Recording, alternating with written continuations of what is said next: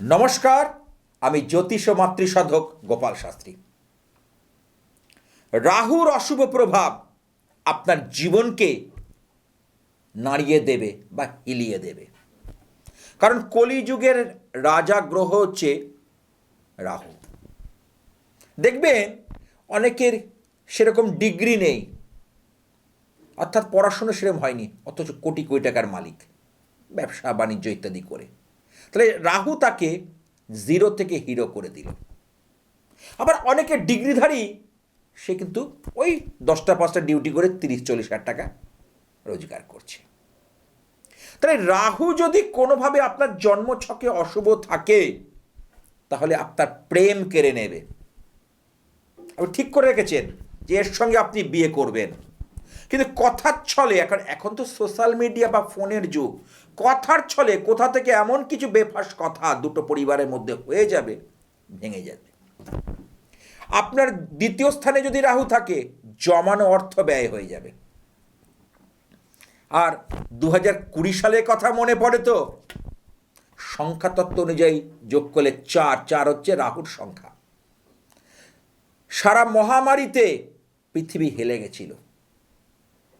রাহু এমনই, জীবনকে না যদি ভালো না করে আপনাকে, তাহলে তছনছ করে দিয়ে চলে যাবে। তাহলে সেই রাহু 3টে নক্ষত্র রয়েছে জ্যোতিষশাস্ত্র মতে। একটা হচ্ছে আদ্রা, স্বাতি আর শতবিশা। 6, 15, 24 জ্যোতিষশাস্ত্র মতে রাখা আছে। আর রাহুকে বলা হয় বায়ু কারক গ্রহ, বায়ুর প্রবল বেগে ছোটে। হঠাৎ প্রাপ্তি যোগ, এই যে লটারি থেকে আয়, রাহুর মাধ্যমে হয়। আপনি অনেকে সারা জীবন লটারি কাটছে, হলো না। কেউ হয়তো 2 মাস শুরু করেছে, সে দেখা গেল 9,000-এর ঘর 50টা পেয়ে গেল। তাহলে এই যে জিরো থেকে হিরো হওয়া রাহুর মধ্যে আছে।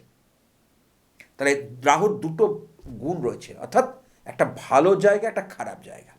খারাপ জায়গায় গেলে আপনাকে কিন্তু কাঁদিয়ে ছাড়বে।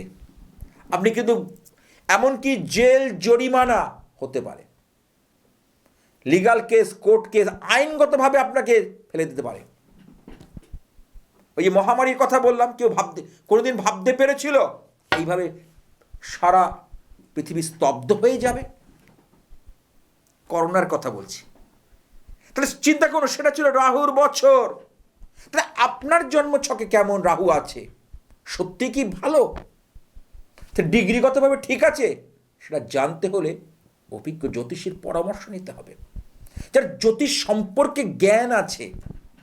নাহলে অযথা আপনার বিয়ের জীবন, প্রেমের জীবন, কর্মের জীবন তাকে নষ্ট করে দিয়ে চলে যাবে।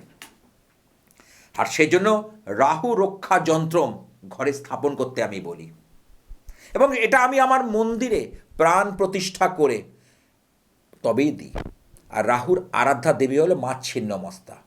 মা ছিন্নমস্তা রাহুকে রুল করে, এবং সেই যে রাজরাপ্পা, সেখান থেকে আমি জাগ্রত করা জিনিসপত্র নিজেকে করে আনি, দরকার পড়লে আমার ভক্ত শিষ্যের মঙ্গল কামনায়।